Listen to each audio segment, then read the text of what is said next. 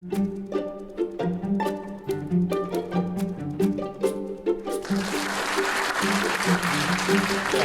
everybody. It's a pleasure and it's an honour to be here among you all. The slides at the back will look after themselves, and they give a bit of the colour and movement of what we've done in Voice for Indi in northeastern Victoria. So I'm going to talk to a few other notes here while they look after themselves. And there at the moment you can see the kind of timeline. So we're not all that old. We only formally formed 2 years ago, or less than that, in October 2012. And our real activity started later in that year. So the background to it was, we were witnessing widespread disillusionment, and particularly in an electorate that had a member previously that many of you would be familiar with. The Voice for Indi was formed by 12 residents who had a pretty strong background in working with community and knew that better was possible. And the way it started out, we met quietly and slowly for a few months. We weren't quite sure what we were on about, but we knew there was a mission ahead of us. And quite often, partners and friends and spouses would say, "Have you been to another one of those meetings? Can you tell me what's going on?" But we hadn't quite formed at that stage, and it took perhaps 3 months of perhaps intensive conversation to work out where we were going. The important thing that we found very early was to form some really strong values that would bind our group together. Most of us weren't known to each other, and at no point did we talk about political allegiance. We talked about community and we talked about values. We moved into a process where we decided the key thing that we wanted to do was a really good consultation with the communities in Indi. And we started that consultation by wanting to have some really easy entry point questions about what do people like about living in rural communities, what's important to them, what do they think of political representation, what could be better, what are the issues. So coming out of that, we had a strategy to put this kind of consultation process in front of as many people as possible.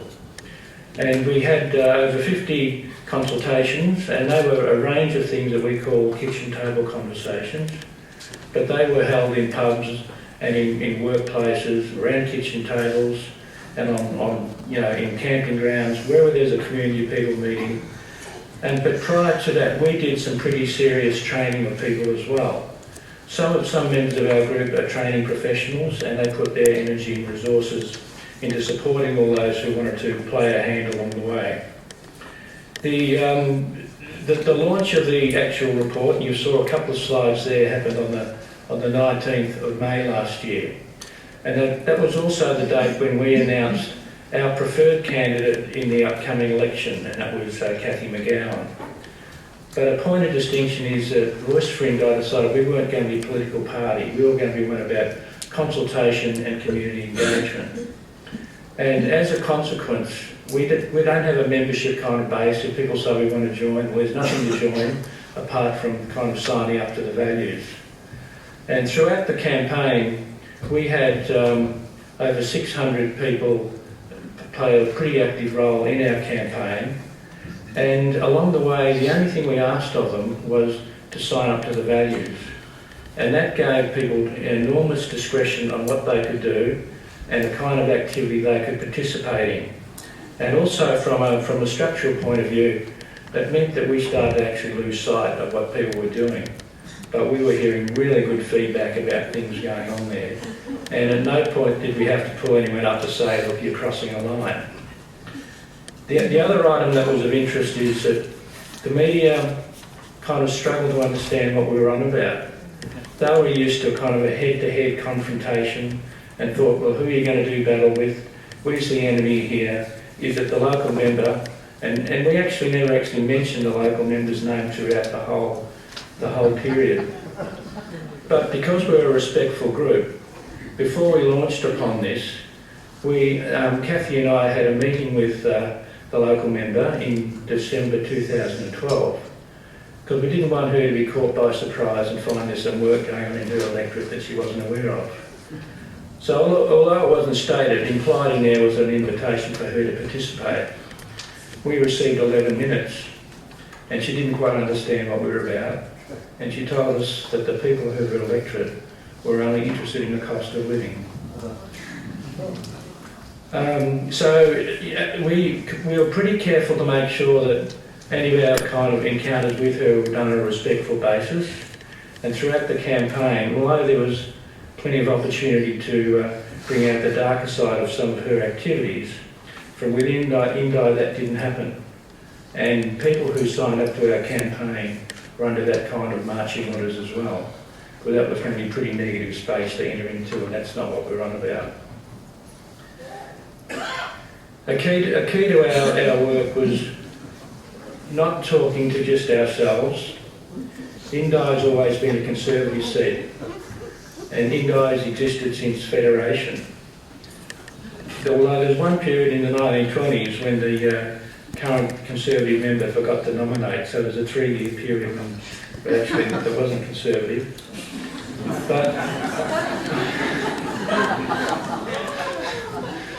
But in Indi, we also had a lot of fun in our campaign too, as you kind of see.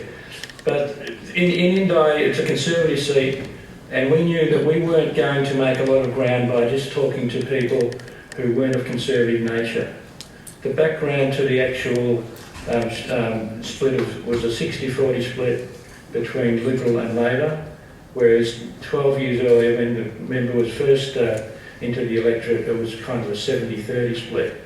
So off her own bat, she'd already given a lot of ground away over 12 years. The important thing that we focused on was when we had groups and activities, we kept asking people to bring others with them. Don't just bring those that you're familiar with and you're comfortable with, but reach out to those that perhaps might be interested that you may not immediately think of. So that was started with kitchen table conversation. We would say, come along, but bring someone we don't know. So we kept trying to enlarge our circle the whole time. The other thing along the way, we did have a bit of luck as far as the actual campaigning aspect to it goes.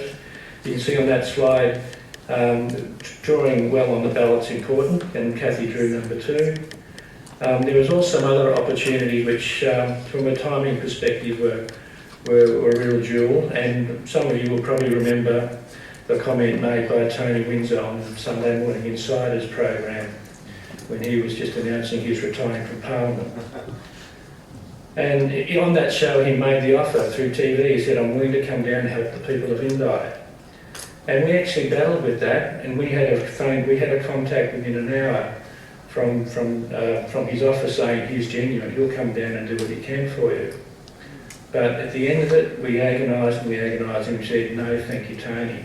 We're going to win this from within Indi. And from our perspective, it would have been great to have him there, and he'll be with us on another event soon, but it wasn't going to bring to us the Conservative voters that we needed to make a difference. And that was the key to it. It was mentioned earlier about a lot of heart, and you'll probably pick up from some of these slides, there's a lot of heart, there's a lot of warmth, and there's a lot of really sincere attention. That came from both Kathy, who was a really great person, well known in the community in the Order of Australia, but it also came from the really best behaviour of people involved in the campaign. One of the things that we said throughout it all is to be your best selves. And that was both for all those who kind of knew well what could happen in the campaign, because it could get dirty and we know what that can mean, but it also meant that it didn't provide any hooks for any opponents to say, you've done this, you've said that. For most of the campaign, the current member's name was not mentioned. And you can see from a lot of the slides, there's a pretty good cohort of young people involved, and naturally more experienced citizens as well. But the inspiration for the campaign was a lot of young people. The genesis of Voice for Indi and doing something was a group of young people who said to some older ones, what are you leaving us with in Indi? And so it was actually, we wrestled with the idea of what could be possible. So it was actually, the catalyst were young people saying things should be different for us in the future. The part of the campaign got very creative. In the early days, I understood everything that was going on. I was the president of Voice for Indi up until our first election 12 months ago, when I thought, as a public servant, it might be best not to be quite in that profile position. But part of the campaign now is one where we've got a kind of a shared model of leadership, and we've got people who come from all sorts of walks of life and bring incredible skills. We don't actually have to go out and find skilled people. They come and find us. Throughout the campaign, we had several journalists who were kind of unemployed in different parts of Australia, observed pretty early what was going on and say, can we come down and be your journalist? We had all sorts of people kind of respond who spotted something different was going on here. I'll just comment on these slides here as they go by. Because the previous member couldn't get a hook into our campaign, the actual signage moving up to election day changed, and it was attack the independents, put up pictures of previous independents and talk about chaos and instability that would happen. And I think they've managed their own level of chaos and instability in this current government. And sometimes I think at least we've got a local member that's not pushing that down our throat at the moment with the budget and the other things that have happened.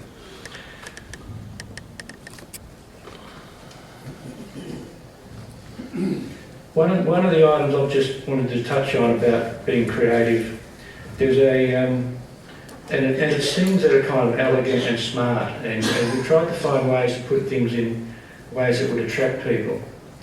There was a story in the Border Morning Mail from a florist in Rutherglen who was complaining that the election cycle and the whole gloom around it was driving business away. So some young people on our campaign did a bit of fundraising through the normal kind of internet ways you raise a bit of cash, and a group of them went up to the florist, and with all the money they raised, they bought the florist out of all the flowers that they had and took the flowers to the local nursing home. And the other thing they did about it, which is pretty smart, they didn't overlook bringing the media along. So that was a fantastic thing that happened on page 3 of the newspaper in response to the earlier thing.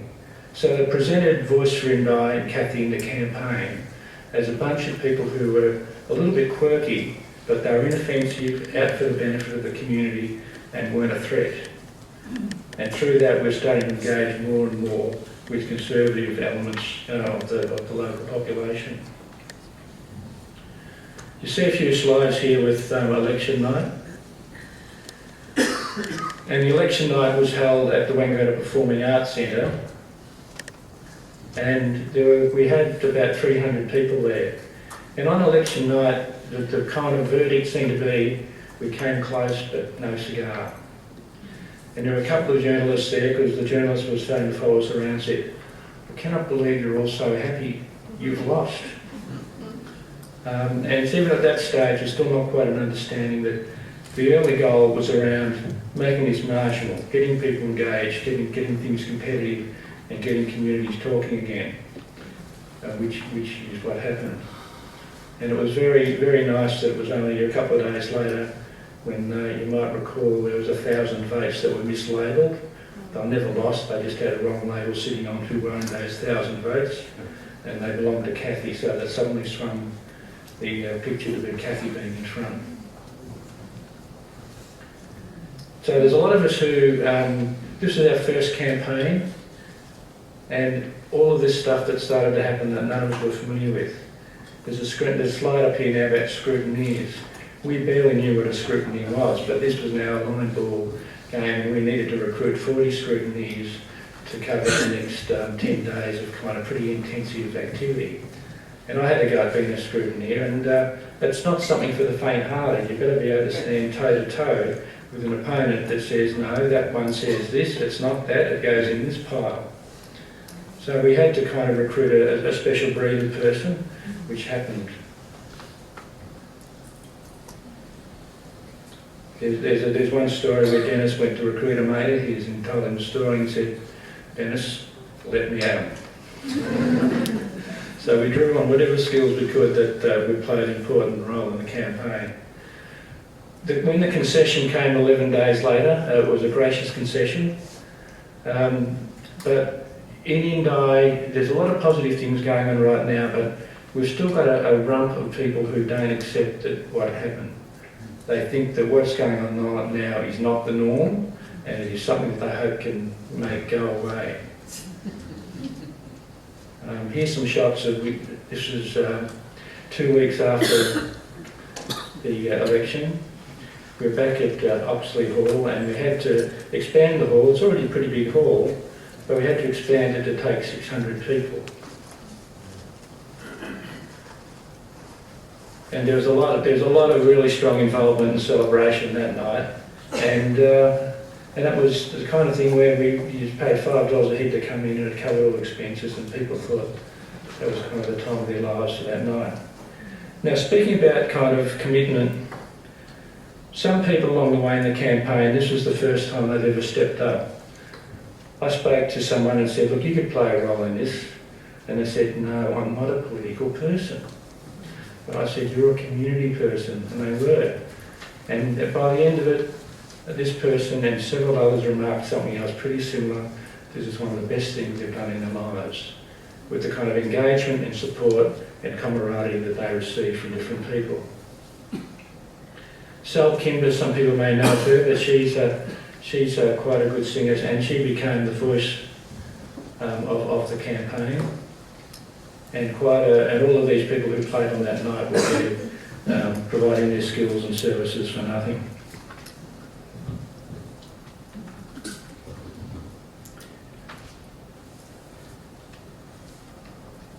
There were quite a few precedents about the campaign and the result. One of the things that wasn't recognised by the Australian Electoral Commission is that Cathy would be so competitive. So it actually took them a couple of days to rejig the way they do in counting, because they'd already set their counting processes up to assume that the Labor Party would be the head-to-head race, which was not the case. So I don't have the figures in front of me, but Cathy's number one vote was something over 30%. So to get to that point, votes were taken from Liberals, and were taken from the Greens, and taken from Labor. There's one of the items you can see up here on the screen now. We had enormous interest coming from across Australia about what happened. So we then thought we'd better put on an event. We can't keep handling these things in a one-off little email, this is what happened.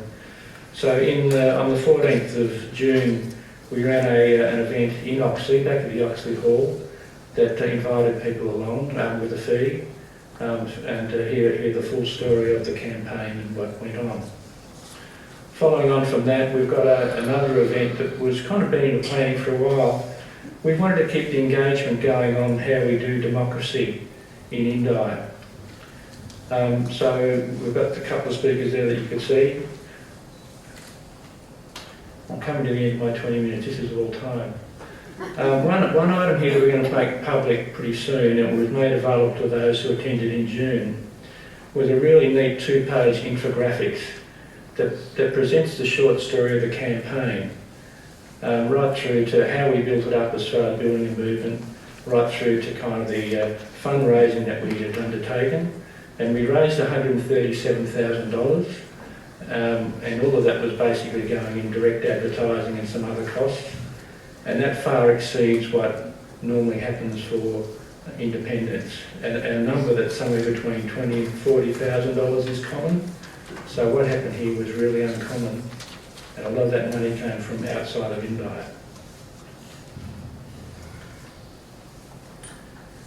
We had to do a bit of renewal of ourselves this year as well. Because when we said we were pretty strongly values-based, but we just thought that they needed a bit more adjustment based on the experience that we'd had. So you can see there a bit of a retweak of values, and when we do some of our values-based stuff, we don't do it lightly. We've taken days to put some of this stuff through and to mull over it. And one of the important things that we did in the early days is that we had an outsider come in and review what we thought were values, and ask them to reinterpret those so that they would appeal to mainstream.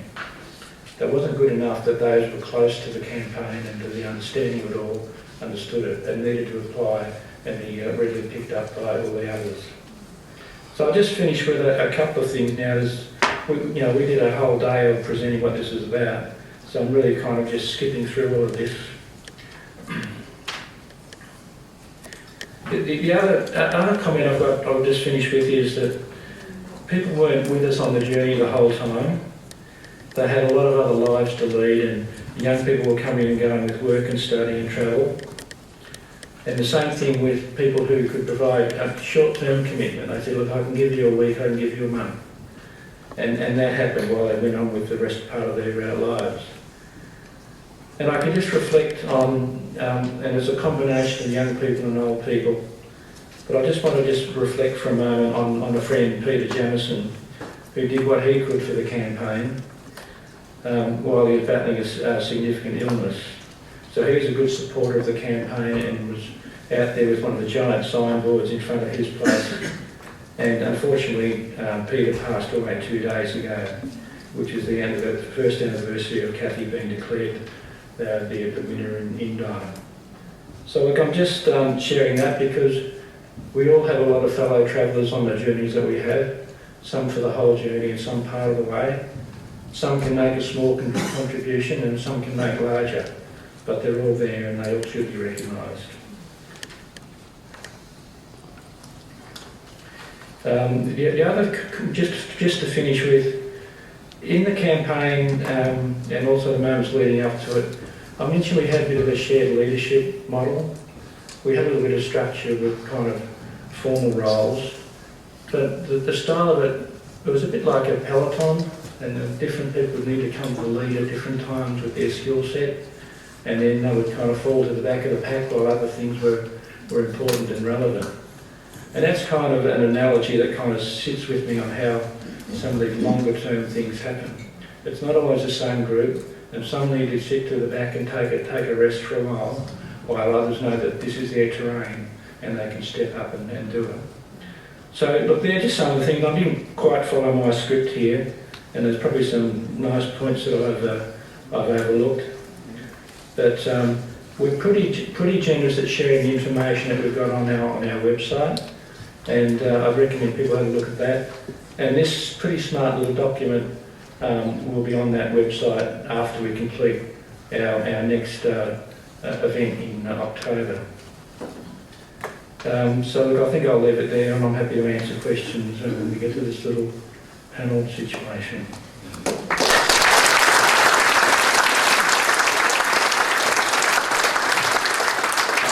I've just got one more request.